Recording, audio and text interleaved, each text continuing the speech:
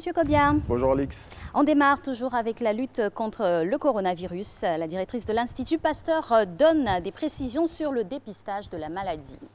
Bonjour à tous. Et c'est dans un entretien accordé au quotidien Le Matin que le professeur Dosso Mireille explique le mécanisme de diagnostic des échantillons prélevés sur les personnes qui se font dépister au Covid-19.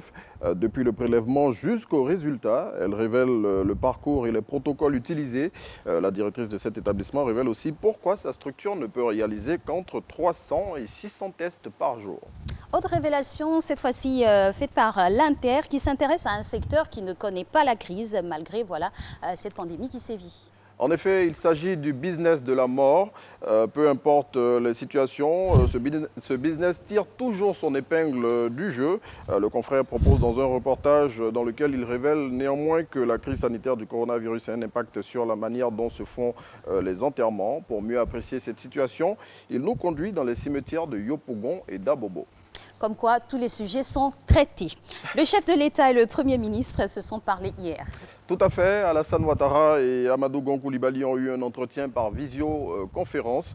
Au cours de leurs échanges, ils ont planché notamment sur le dossier du Covid-19, ce qui a fait dire au quotidien Le Jour Plus que malgré sa convalescence à Paris, Amadou Gon Coulibaly est à la tâche. Affaire de la vidéo dans laquelle il est aperçu, le contre-amiral Ange Kessi livre sa version des faits. Mais vérité sur cette vidéo qui circule, c'est avec ces mots que l'intelligent d'Abidjan donne un avant-goût de la version des faits du commissaire du gouvernement sur cette vidéo dans laquelle il est filmé dans une chambre par une jeune fille.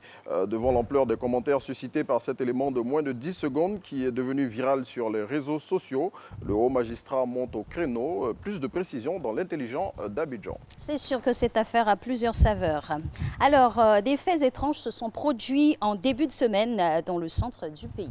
Oui, de curieux objets sont tombés du ciel ce lundi 11 mai 2020, simultanément à Nguessanko, un village du département de Boaké, et à Maounou, un autre village situé quant à lui dans le département de Bokanda. Au dire des habitants de ces deux localités, ces engins non identifiés sont apparus dans le ciel suite à de grandes détonations avant de s'échouer dans leur village. Et selon Soir Info qui a dépêché des équipes dans ces deux bourgades, l'origine de ces objets n'est pas encore connue. Affaire à suivre. La date des obsèques de feu Marie-Rose Guiraud est désormais connue.